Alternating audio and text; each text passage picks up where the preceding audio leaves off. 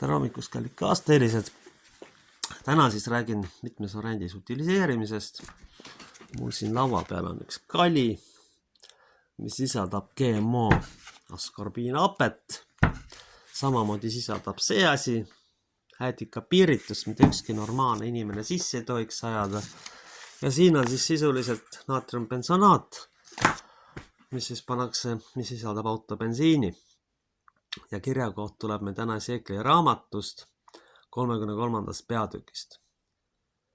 Te joote mu piima, katatendid villaga tapate nuuloomi, aga lambat ei kõrjate. Te ei kinnita nõtra, ei ravi haiget, ei seo haavatud, ei too tagasi eksinud ega otsi kadunud, vaid valitsete neid valjuse ja vägivallaga.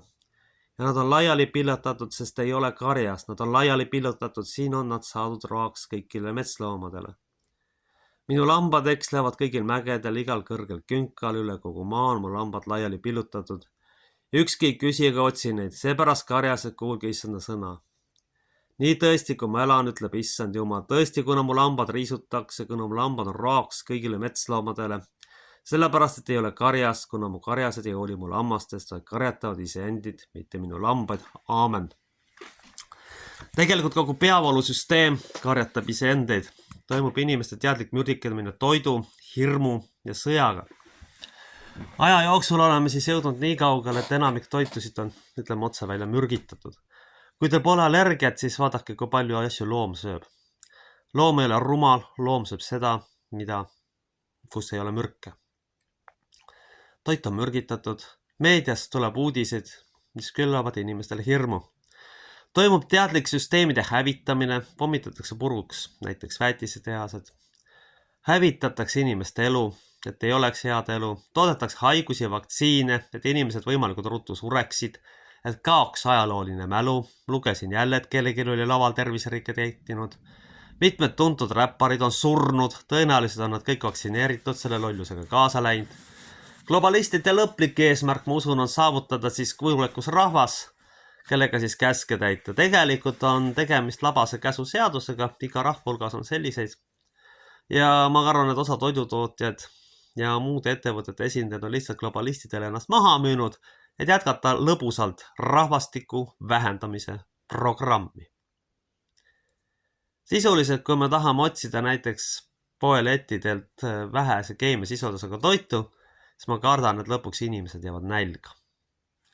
Inimesed jäävad lõpuks nälga ja ei olegi mitte midagi teha. Tegelikult on juba poolenisti kunstlik nälg esile kutsutud.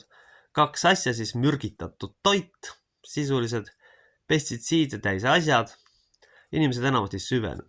Kujuta ette, teil on maitseaine, mis sisaldab autobensiini. Jääke. Kõige tore küll panete toidu sisse sisuliselt bensiini. Või piiritusäädikas, mis solk see siuke veel on? See on ju õudne, te olete äädikas ja teil on piiritus. Ja see kokku pannes kindlasti tekitab mingisuguse terviserikkeid. Või kui juures olevad pildid näidatud nii-öelda limonaadil on sisuliselt seebikivi maitse, mis on otsene inimeste mürgitamine. Kas me oleme siis selleni jõudnud? Ega tore elu ikka. Ja lisaks veel siis meediasündmused, lisaks droonid, lisaks pommitamine. Nii, Katar tegi rahu. Grupp seltsimehi arvas, et Katari tuleb pommitada, kuna väetised on see, mis toitu säilitab. Ja kui väetised ei ole või nad kalli hinnaga, siis rohkem inimesi surreb nälga. Kurjategijatel, ütleme otse välja, on siis plaan viia rahvast kuulekasse seisu. Üks tore asi on veel feminism, mis on nende kurjategijate plaan. Mis te arvate, kallid feministid, et see on teile kasulik? Ei, seltsimehed või näiteks härra Rockefeller või keegi nendest seltsimeestest otsustas, et neil on orjasid vaja. Nii, mis on geniaalne idee? Saadame naised tööle.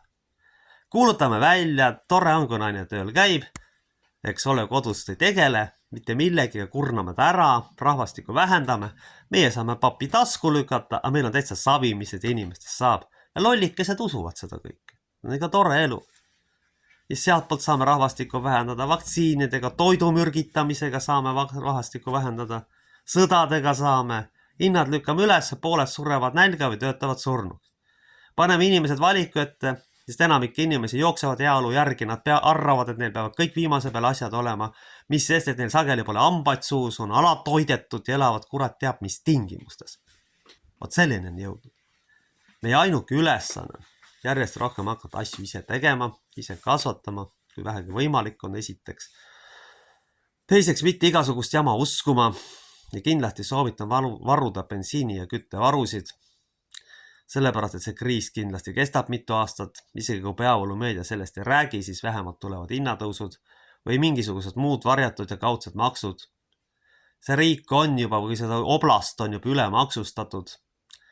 Majandus on sisuliselt kokku kukkunud, noored on põgenenud või rügavad surnuks ennast. Ja veel üks tore asi. Edukad ollakse rahvastiku vähendamises siinses oblastis. 7 aastat tagasi sündis 14 000 last, nüüd 9 000. Väljasuramisprotsess on kiirenenud. Ja enamikest neist sünnitajatest on ju slaavlased. Küsimus ei ole nendele makstud toetuses. Enamik eestlaste lollused, mul peab olema umbes, ma ei tea, mis asi kõik olemas, enne kui ma lapsi saan, on viinud selleni, et see rahvas on sisuliselt juba pöördumatult välja suremas. Ei ole enam mitte midagi teha. See on pöördumatu välja suremine. Lisaks lasevad ennast täis vaksida, ära mürgitada toiduga ja surnuks töötada. No ideaalsemaid lolle annab otsida ausalt öeldes. Ja siis on veel see tore feminism, kus umbes siuke asi, et kui keegi naine mehele regulaarselt süüa teeb, see on siuke issanda ime, et see, ma ei tea, et see pane või ajalehte ausalt öelda. Nii kõvad arengud on ikka. Tädikesed eelistavad reise ja vidinaid ja hääolusid sellele, et olla lihtsalt inimene, olla inimlikum. Ja mõni vend arvab, et tal peab kõik olemas olema. Teine asi nüüd see, et hinnad on nii kõrged, hinnad on juba piisavalt kõrged, et osa rahvast nälga jääb. Inimesed ei taha muuta oma elustandardit. Meedia on inimeste ajud niimoodi ära loputanud, arvatakse, kui mul ei ole kõrgharidust ja viimase peale vidinad, siis ei ole inimene. Siis istutakse nende vidinate otsas, aga kedagi ei ole. Ja mõnel perel on tõesti olukord, kus ta ongi tõesti näljas. Sellepärast, et hinnad on nii üles läinud. Inimesed ei saa normaalset sööki. Mis te arvate, et see toit, mida te poest ostate, on normaalne? Näete, 3 toote näitel ma teada, et see puhas mürk, mis seal sees on. Aga ei jää muud üle sagel ja keegi viitsi süveneda ka seal, üle väsinud ja üle töötanud inimene ei süvene neisse asjade, mis seal on. Ja mürgitabki, mille pärast on kasvanud järsult noorte surmade arv. Sellepärast, et ületöötamine, mürgitatud toit pluss vaktsiinid ja pluss säästu alkohol. See on ikka nii tore kombinatsioon, et sellega sureb suhteliselt ruttu välja ausalt öeldes. See on kiirtee välja suremisse. Mul on tõesti raske anda nõuandeid, kuidas ellu jääda. See on päris raske ja julm küsimus tegelikult. Lisaks käib ju pommitame, lisaks lähevad ju Ameerika noored mehed, ütleme otse välja utiliseerimis. Ukrainas on sama teema. Kõikide maailmasõdade eesmärk on tegelikult elujõuliste meeste utiliseerimine. Enamik inimesi arvabki, et sõda on normaalsus. Sõda on grupivanameeste patoloogiate väljendus, mitte midagi muud. Kes ei saa iseenda psüühikaga hakkama ja siis elavad inimeste peal välja. Kui nüüd üks vanamees ei saa seda, mida tahab, ta notib hunniku inimesi maha. Ongi kõik. Pole mitte midagi seal ebatavalist. Lihtsalt psüühikahaiged tüübid, kes on lõputult ahned, peavad sõdasid. Ükski terve mõistusega inimene ei lähe teist tapma lihtsalt mingisugune nodi nimel. Mis vahet seal on? See siis nafta või midagi muud. Nodi on ikkagi nodi ja inimesed ei ole nende jaoks mingi väärtus. Manipulatsiooni käsitletakse üksteise vastu ülesse ja ongi kõik. Ja siis mürgitatakse vakside, toidu, stressi, hirmu ja lastakse kõik meelemürgid vabaks, et oleks saadaval. Et siis, kes alkoholi tahad, süstib ja tapab ennast narkootikumi ja depressantidega, kui teda piisavalt närvi ajada. Vot sellise arengu tasemeni see ühiskond jõudnud. Meie ainuke võimalus ellu jääda, ütleme ausalt, on tegelikult varude kogumine ja oma asjade tegemine. Sellepärast, et meil ei ole enam varsti muud valikut. Me peame hakkama lihtsalt järjest rohkem asju näiteks ise kasvatama ja väga mõtlema, mida me sealt poest ostame. Ja soovitan loobuda isegi heaolust osaliselt. Sellepärast, et sellel ei ole ju mingit mõtet, kui te lihtsalt selle raha ütleme kuskil ära raiskate sellepärast, et teil ei ole normaalset isiklikku elu näiteks. Lõpuks on tervis läbi ja kindlasti te pensionini jõua surrete maha.